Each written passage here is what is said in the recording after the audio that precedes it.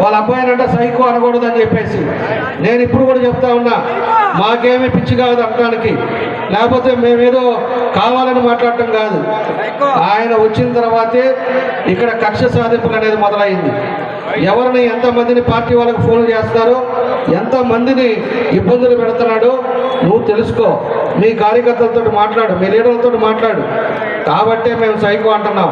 ఈరోజు పార్టీలోకి అభిమానంగా మన దగ్గరికి వస్తే వాళ్ళకి ఫోన్లు చేసి బెదిరిస్తారు, వాళ్ళని మేము ఏదో ఒకటి చేస్తామని చెప్పి అంటారు.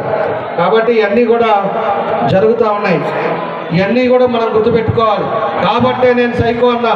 నువ్వేదో వైఎస్ఆర్ ఉన్నారు, ఖబర్దార్ గిబర్దారులు అంటే చాలా మాట్లాడతాం మేము కూడా. నువ్వేదో చాలా ఒక రకంగా ఒక పక్కే చూసావు, మేమేం గొప్పగుండేవాళ్ళం కాదు. మేము కూడా చాలా, నువ్వేదో డబ్బు, నీ దగ్గర అవినీతి డబ్బు ఉండొచ్చు, మన దగ్గర జనాలు ఉన్నారు, అది గుర్తుపెట్టుకో.